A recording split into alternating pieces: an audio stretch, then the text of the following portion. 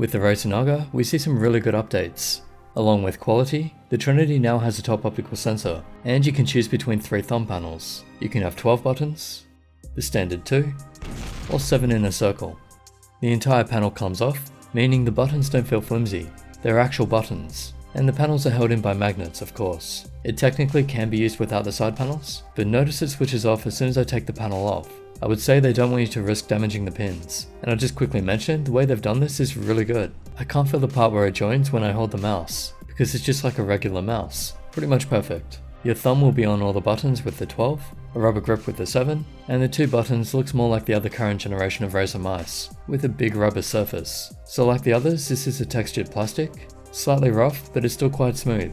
Similar on the side panels, but with the extra rubber, and on the right side, same again. Now let's talk shape, as it's quite unique. Looking from the top, you can see the basic design with a ledge on the right, but if we look closer, the left side doesn't really have a grip ledge. It's kind of got a bulge here. I managed to have my thumb underneath for some extra grip, but it's not the most comfortable.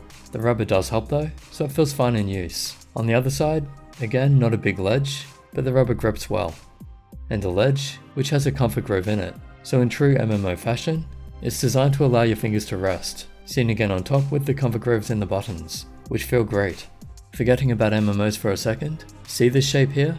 If they removed the side areas, made it ambidextrous, and lowered the height profile, and also straightened out the sides, I think that would be an amazing shape, because this top section is really comfortable. I would love to see it on more of their mice. Looking at the base, not only do we see the profile button and the mouse feet which glide smoothly, we also see how round the shape is. Definitely not in line with a 2:1 ratio, which I usually like for length to width. Looking at the measurements, the grip width is about 7.2 centimeters. The length is about 11.7, and it's about 4.4 centimeters high. From the side, the button slope is gradual, with the hump extending from the middle almost halfway to the back, which makes it seem more for palm grip. I'd say hands up to about 20 by 10 centimeters should find it comfortable enough in palm. Claw grip, maybe 16 to 21. The right side is surprisingly comfortable in claw. And fingertip, I can barely do it, so above 18.5 centimeters.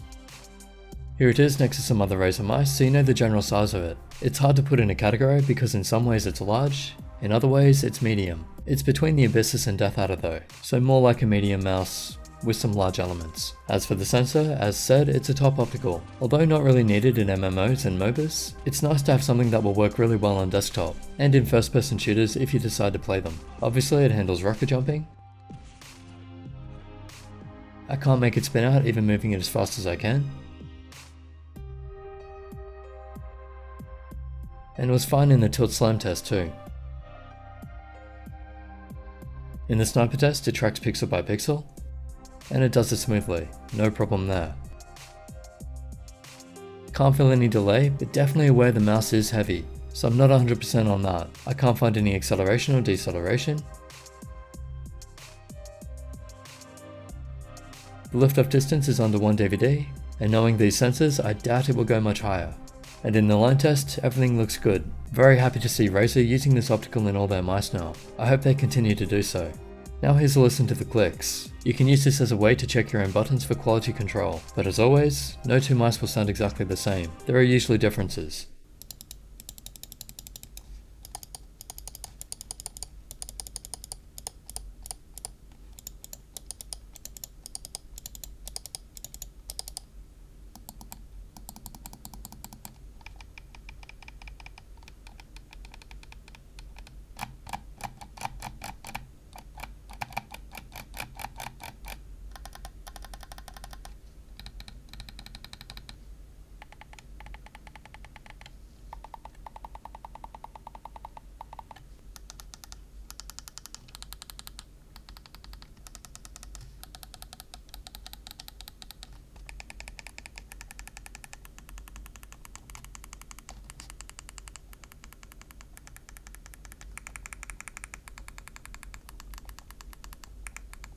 So left and right have a nice snap to them.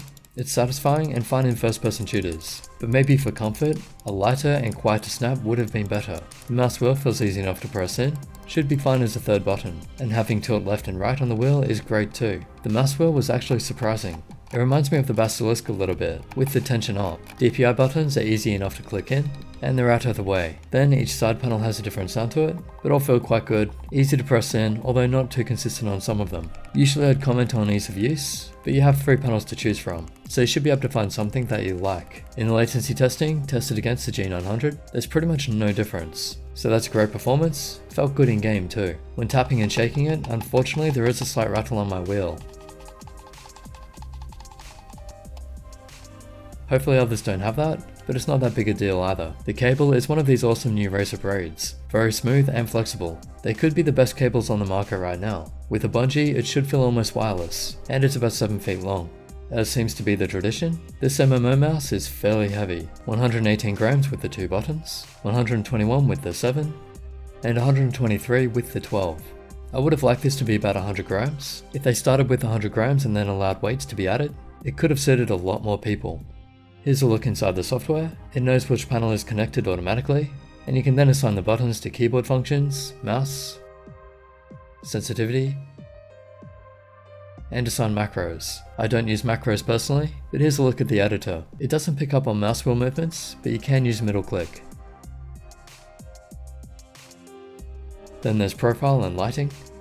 And a great feature is to have the hypershift, so that essentially doubles the amount of buttons you have. Then the usual launch, multimedia, and Windows shortcuts. For the DPI, it goes from 100 all the way to 16,000, and that's in steps of 50. You can set up to 5 DPI stages, and it has usual polling rate options.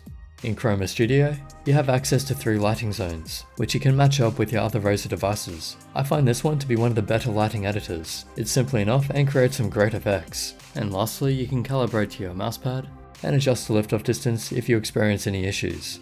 Also, I set it up and it remembered the settings on a different computer, so the onboard memory is working. So, in conclusion, I absolutely love having 3 options for side buttons. Modular mice, when done right, are the best. If the weight was adjustable, it really could become an all-purpose mouse for people who like this shape. For now, it's just for the people who like heavier mice. As of this review, this is actually the best MMO mouse I've tested. Comfortable, versatile, top optical sensor, great buttons, amazing cable. Razer are getting everything right these days, except maybe shape and weight, depending on your preferences. But those are 2 of the most important factors with first-person shooters. Not so much for MMO, so it gets a pass. That said, I hit some amazingly tight shots using this mouse, so maybe there's something more to it. Here's that shot in slow-mo.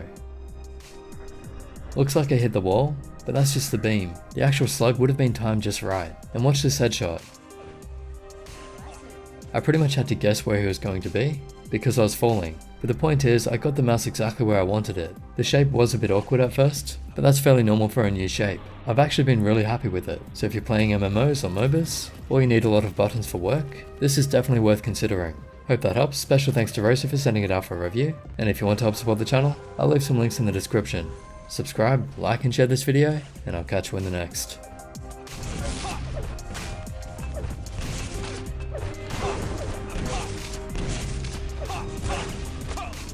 Two rails, impressive. Last standing.